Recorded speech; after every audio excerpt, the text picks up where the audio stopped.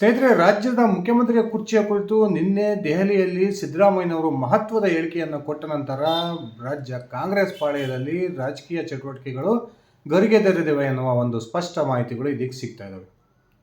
ಒಂದು ಕಡೆ ಬಿಜೆಪಿಯ ರಾಜ್ಯಾಧ್ಯಕ್ಷ BY ವಿಜಯೇಂದ್ರ ದಿಢೀರಾಗಿ ದೆಹಲಿಯ ಪ್ರವಾಸವನ್ನು ಕೈಗೊಂಡಿರೋದಕ್ಕೂ DK ಶಿವಕುಮಾರ್ ಅವರು ತಾನು ಬುಕ್ ಮಾಡಿದ್ದಂತಹ 2 ವಿಮಾನಗಳನ್ನು ಕ್ಯಾನ್ಸಲ್ ಮಾಡಿರೋದಕ್ಕೂ ಒಂದಕ್ಕೊಂದು ಸಂಬಂಧ ಇದೆ ಅನ್ನುವ ಲೆಕ್ಕಾಚಾರಗಳು ಕೇಳಿಬರ್ತದವೆ. ಈ ನಡುವೆ DK ಶಿವಕುಮಾರ್ ಕೂಡ ಹೊಸ ರೀತಿಯ ರಾಜಕೀಯ ದಳವನ್ನು ಉರುಳಿಸೋದಕ್ಕೆ ಸಿದ್ಧತೆಯನ್ನು ಮಾಡ್ಕೊಳ್ತಿದ್ದಾರೆ ಅನ್ನೋ ಒಂದು ಸ್ಪಷ್ಟ ಮಾಹಿತಿಗಳು ಸಿಗ್ತಾ ಇದ್ದು, ಈಗ ಫೆಬ್ರವರಿ 26ರ ರಹಸ್ಯ ಸ್ಫೋಟಗೊಳ್ಳುತ್ತಾ ಅನ್ನೋ ಒಂದು ಚರ್ಚೆಗಳು ಆರಂಭಗೊಂಡಿದ್ದಾವೆ. ನಿಜಕ್ಕೂ ಕೂಡ ಫೆಬ್ರವರಿ 26ರಲ್ಲಿ ಆಗಿರ್ತಕ್ಕಂಥ ಒಂದು ಮಾತುಕತೆ ಏನು, ಯಾರ ಇಬ್ಬರು ನಾಯಕರ ನಡುವೆ ಈ ಮಾತುಕತೆ ನಡೆದಿದೆ ಅನ್ನುವ ಒಂದು ರಹಸ್ಯ ಇದೀಗ ಸ್ಫೋಟಗೊಳ್ತಕ್ಕಂಥ ಸಾಧ್ಯತೆಗಳು ನಿಚ್ಚಳವಾಗಿದ್ದು, BY ವಿಜಯೇಂದ್ರ ಅವರ ದೆಹಲಿಯ ಪ್ರವಾಸಕ್ಕೂ DK ಶಿವಕುಮಾರ್ ಅವರ ಒಂದು ಏನು ನಿನ್ನೆಯ ಸಿದ್ದರಾಮಯ್ಯನವರ ಮುಖ್ಯಮಂತ್ರಿಯಾಗಿ ನಾನು 5 ವರ್ಷ ಸಂಪೂರ್ಣವಾಗಿ ಕಂಪ್ಲೀಟ್ ಮಾಡ್ತೀನಿ ಅನ್ನುವ ಘೋಷಣೆ ನಂತರ DK ಶಿವಕುಮಾರ್ ಅಜ್ಞಾತ ಸ್ಥಳಕ್ಕೆ ತೆರಳಿದ್ದಾರೆ ಅನ್ನುವ ಸುದ್ದಿಗಳು ಮಾಧ್ಯಮಗಳಲ್ಲಿ ಪ್ರಸಾರವಾಗಿತ್ತು. ಇದಕ್ಕೆ ಒಂದಕ್ಕೊಂದು ಸಂಬಂಧ ಇದೆ ಅನ್ನುವ ಒಂದು ಮಾತುಗಳು ಈಗ ಕೇಳಿ ಬರ್ತಿದ್ದಾವೆ.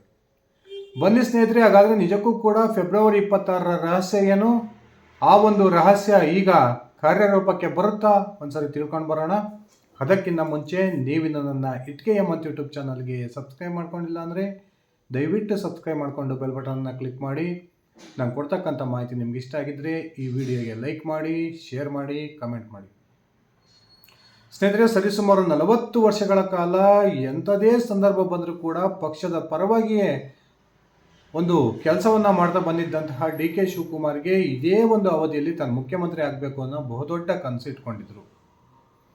ಆದರೆ ಕಾಂಗ್ರೆಸ್ನ 140 ಶಾಸಕರ ಪೈಕಿ ಸರಿಸುಮಾರು 80ರಿಂದ 90 ಶಾಸಕರು ಸಿದ್ದರಾಮಯ್ಯನವರನ್ನು ಬೆಂಬಲಿಸ್ತಿದ್ದಾರೆ ಅನ್ನೋ ಕಾರಣಕ್ಕೆ ಈಗ ಸಿದ್ದರಾಮಯ್ಯ ನಾನೇ ಉಳಿದಿರ್ತಕ್ಕಂಥ ಅವಧಿಗೆ ಮುಖ್ಯಮಂತ್ರಿಯಾಗಿ ಮುಂದುವರಿತೀನಿ, ಮುಖ್ಯಮಂತ್ರಿ ಬದಲಾವಣೆಯ ಪ್ರಶ್ನೆ ಇಲ್ಲ ಅನ್ನುವ ಒಂದು ಸ್ಫೋಟಕ ಹೇಳಿಕೆಯನ್ನು ಕೊಡೋದ್ರ ಮೂಲಕ DK ಶಿವಕುಮಾರ್ಗೆ ಅವ್ರಿಗಿದ್ದ ಎಲ್ಲ ಸಾಧ್ಯತೆಗಳ ಬಾಗಿಲು ಬಂದಲ್ವಾ ಅನ್ನುವ ಒಂದು ರೀತಿಯ ಲೆಕ್ಕಾಚಾರ ಹೊರಹಾಕಿದರು. ಆದರೆ ಇದೀಗ DK ಶಿವಕುಮಾರ್ ಸುಮ್ಮನೆ ಕೂರ್ತಾರಾ? ಖಂಡಿತವಾಗ್ಲೂ ಇಲ್ಲ. DK ಶಿವಕುಮಾರ್ ತಮ್ಮದೇ ಆದಂತಹ ಒಂದು ರಣತಂತ್ರವನ್ನು ರೂಪಿಸಬೇಕು ಅನ್ನುವ ಲೆಕ್ಕಾಚಾರದಲ್ಲಿದ್ದು, ನಿನ್ನೆ ಅಜ್ಞಾತ ಸ್ಥಳಕ್ಕೆ ತೆರಳಿದ್ದಂಥ ಸಂದರ್ಭದಲ್ಲಿ BJPಯ ರಾಷ್ಟ್ರೀಯ ನಾಯಕರೊಂದಿಗೆ ಒಂದು ಸುದೀರ್ಘವಾದ ರಹಸ್ಯ ಸಭೆಯನ್ನು ನಡೆಸಿದ್ದಾರೆ ಅನ್ನುವ ಒಂದು ಮಾತುಗಳು ಕೇಳಿ ಬರ್ತದವೆ. ಇದೇ ಸಂದರ್ಭದಲ್ಲಿ BJPಯ ರಾಜ್ಯಾಧ್ಯಕ್ಷ BY ವಿಜಯೇಂದ್ರ ದೆಹಲಿಯ ಪ್ರವಾಸವನ್ನು ಕೈಗೊಂಡಿರ್ತಕ್ಕಂಥದ್ದು ಕೂಡ ರಾಜ್ಯ ಸರ್ಕಾರದ ಮೇಲೆ ಬಹುದೊಡ್ಡ ಒಂದು ಪರಿಣಾಮವನ್ನು ಬೀರ್ಬೋದು ಅನ್ನುವ ಲೆಕ್ಕಾಚಾರಗಳು ನಡೀತಿದ್ದಾವೆ. ಈ ಬೆಳವಣಿಗೆಯ ನಡುವೆ ಫೆಬ್ರವರಿ 26ರ ರಹಸ್ಯ ಒಂದು ಸ್ಫೋಟ ಆಗ್ಬೋದಾ ಅನ್ನುವ ಲೆಕ್ಕಾಚಾರಗಳು ಕೂಡ ಈಗ ರಾಜಕೀಯ ವಲಯದಲ್ಲಿ ಕೇಳಿ ಬರ್ತಾ ಇದ್ದಾವೆ. ಹಾಗಾದರೆ ಏನು ಫೆಬ್ರವರಿ 26ರ ರಹಸ್ಯ? ಸ್ನೇಹಿತರೆ, ನಿಮಗೆಲ್ಲ ನೆನಪಿರ್ಬೋದು, ಫೆಬ್ರವರಿ 26ರಂದು ಇಶಾ ಫೌಂಡೇಶನ್ನ ಕಾರ್ಯಕ್ರಮವೊಂದರಲ್ಲಿ ಕೇಂದ್ರ ಗೃಹ ಸಚಿವ ಅಮಿತ್ ಶಾ ಹಾಗೂ ರಾಜ್ಯದ ಉಪಮುಖ್ಯಮಂತ್ರಿ ಆಗಿರ್ತಕ್ಕಂಥ DK ಶಿವಕುಮಾರ್ ಒಂದೇ ವೇದಿಕೆಯಲ್ಲಿ ಸಮಾಗಮಗೊಂಡಿದ್ದರು. ಕಾಂಗ್ರೆಸ್ನ ಅನೇಕ ನಾಯಕರು ಈ ಇಶಾ ಫೌಂಡೇಶನ್ನ ಒಂದು ಕಾರ್ಯಕ್ರಮದಲ್ಲಿ ಯಾವಾಗ DK ಶಿವಕುಮಾರ್ ಭಾಗವಹಿಸಿದ್ರು ಅದನ್ನು ಅತ್ಯಂತ ಬಹಿರಂಗವಾಗಿಯೇ ಒಂದು ವಿರೋಧವನ್ನು ವ್ಯಕ್ತಪಡಿಸಿದರು. ಆದರೆ ಈ ಯಾವುದೇ ಒಂದು ವಿರೋಧಕ್ಕೂ ಕೂಡ ಕೇರ್ ಮಾಡದೇ ಇದ್ದಂತಹ DK ಶಿವಕುಮಾರ್ ನನ್ನಿಷ್ಟ, ನನ್ನ ಧರ್ಮ, ನನ್ನಿಷ್ಟ, ನಾನು ಎಂಥ ಕಾರ್ಯಕ್ರಮಕ್ಕಾದರೂ ಹೋಗ್ತೀನಿ ಅನ್ನುವ ಮಾತನ್ನು ಹೇಳೋದ್ರ ಮೂಲಕ ತಮ್ಮ ಕಾಂಗ್ರೆಸ್ ನಾಯಕರಿಗೆ ಸಡ್ಡನ್ನು ಹೊಡೆದಿದ್ದರು. ಇದೀಗ ಆ ಫೆಬ್ರವರಿ 26ರಂದೇ ಕೇಂದ್ರ ಗೃಹ ಸಚಿವ BJPಯ ಚಾಣಕ್ಯ ಎಂದೇ ಖ್ಯಾತಿಯನ್ನು ಪಡೆದಿರ್ತಕ್ಕಂಥ ಅಮಿತ್ ಶಾ ಮತ್ತು DK ಶಿವಕುಮಾರ್ ಅವರ ನಡುವೆ ರಾಜ್ಯದ ಮುಂದಿನ ರಾಜಕೀಯ ವಿದ್ಯಮಾನಗಳ ಕುರಿತು ಒಂದು ಸುದೀರ್ಘವಾದ ಮೀಟಿಂಗ್ ಆಗಿತ್ತು ಅನ್ನುವ ಒಂದು ಮಾಹಿತಿಗಳು ಇದೀಗ ಲಭ್ಯವಾಗ್ತಿದ್ದಾವೆ. ಈಗಾಗಲೇ ನಿನ್ನೆ ಮಲ್ಲಿಕಾರ್ಜುನ್ ಖರ್ಗೆ ಅವರನ್ನು ಭೇಟಿ ಮಾಡಿರ್ತಕ್ಕಂಥ ಸತೀಶ್ ಜಾರಕಿಹೊಳಿ ಅವರನ್ನೊಳಗೊಂಡಂತಹ ಸಿದ್ದರಾಮಯ್ಯ ಬಣದ ನಾಯಕರೇ ಹೇಳೋ ಪ್ರಕಾರ ಸಿದ್ದರಾಮಯ್ಯ ಬೆಂಬಲಕ್ಕೆ 62 ಶಾಸಕರು ಹಾಗೂ 18 ಸಚಿವರನ್ನೊಳಗೊಂಡ 80 ಒಂದು ಸಂಖ್ಯೆಯ ಶಾಸಕರ ಬಲ ಇದೆ ಅನ್ನೋದನ್ನು ಹೇಳಿದ್ದಾರೆ.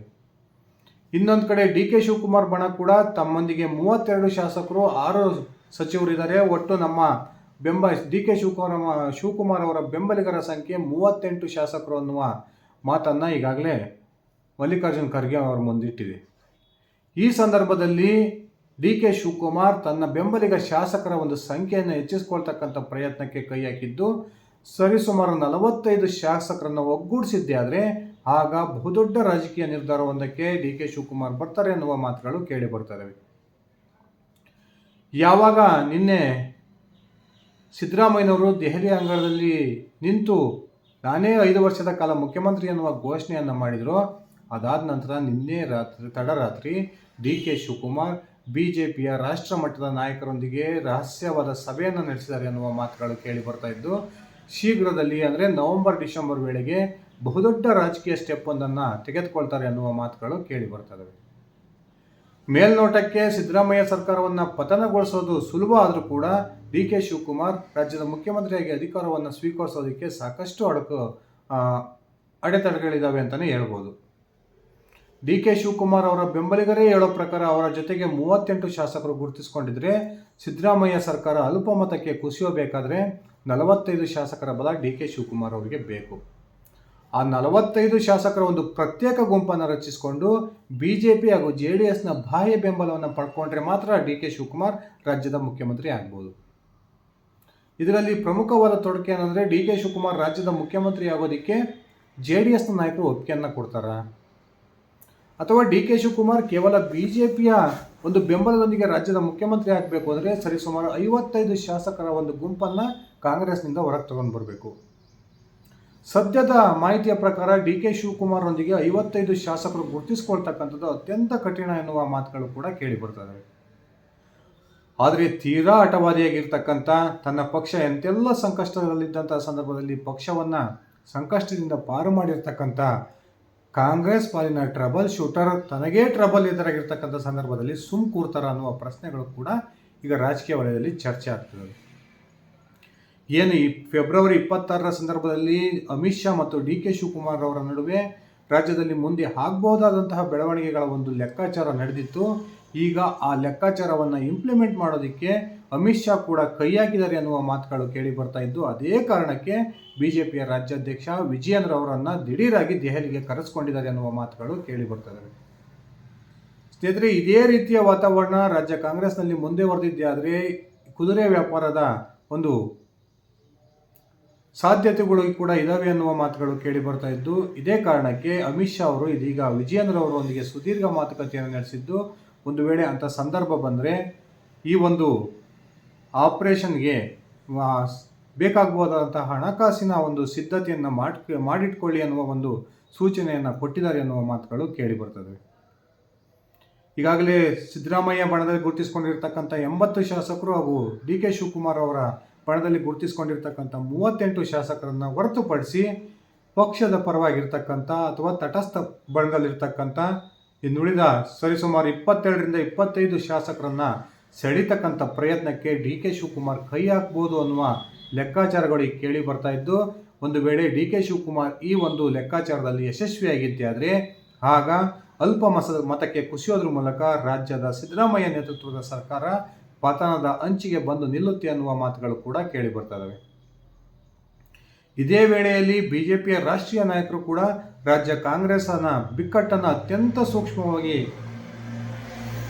ವಾಚ್ ಮಾಡ್ತಾ ಇದ್ದು, ಏನಾದರೂ ಒಂದು ಹೆಚ್ಚು ಕಡಿಮೆ ಆದಂಥ ಸಂದರ್ಭದಲ್ಲಿ ಅದರ ಲಾಭವನ್ನು ಪಡೆಯೋದ್ರ ಮೂಲಕ ದೇಶದಲ್ಲಿರ್ತಕ್ಕಂಥ 3 ಕಾಂಗ್ರೆಸ್ ಸರ್ಕಾರಗಳ ಪೈಕಿ ಅತ್ಯಂತ ಸುಭದ್ರವಾಗಿರ್ತಕ್ಕಂಥ ಕರ್ನಾಟಕದ ಕಾಂಗ್ರೆಸ್ ಸರ್ಕಾರವನ್ನು ಪತನಗೊಳಿಸಬೇಕು ಅನ್ನುವ ಲೆಕ್ಕಾಚಾರವನ್ನು ಇದೀಗ ಅಮಿತ್ ಶಾ ಒಳಗೊಂಡಂತೆ ರಾಜನಾಥ್ ಸಿಂಗ್, ಪ್ರಹ್ಲಾದ್ ಜೋಶಿ ಹಾಗೂ ನಿತಿನ್ ಗಡ್ಕರಿ ಅವರು ಒಂದು ಲೆಕ್ಕಾಚಾರವನ್ನು ಇಟ್ಕೊಂಡಿದ್ದಾರೆ ಅನ್ನುವ ಮಾತುಗಳು ಕೂಡ ಕೇಳಿ ಬರ್ತವೆ. ಸ್ನೇಹಿತರೆ, ನಿಮ್ಮ ಅಭಿಪ್ರಾಯದ ಪ್ರಕಾರ ನಿಜಕ್ಕೂ ಕೂಡ ಏನು ಅಮಿತ್ ಶಾ ಮತ್ತು ಡಿ ಕೆ ಶಿವಕುಮಾರ್ ಅವರ ನಡುವೆ ಫೆಬ್ರವರಿ 26ರಂದು ರಹಸ್ಯ ಮಾತುಕತೆಯಾಗಿತ್ತು.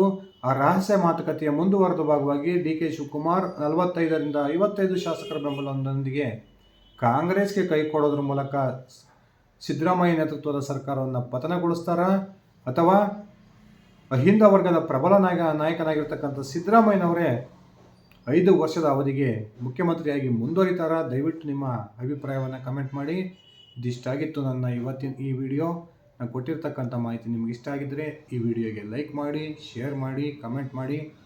ನೀವಿನ್ನು ನನ್ನ ಇಟ್ಕೆ ಮತ್ತು ಯೂಟ್ಯೂಬ್ ಚಾನಲ್ಗೆ ಸಬ್ಸ್ಕ್ರೈಬ್ ಮಾಡ್ಕೊಂಡಿಲ್ಲ ಅಂದರೆ ದಯವಿಟ್ಟು ಸಬ್ಸ್ಕ್ರೈಬ್ ಮಾಡಿಕೊಂಡು ಬೆಲ್ ಬಟನ್ನ ಕ್ಲಿಕ್ ಮಾಡಿ. ಧನ್ಯವಾದಗಳು ಸ್ನೇಹಿತರೆ, ಶುಭ ದಿನ.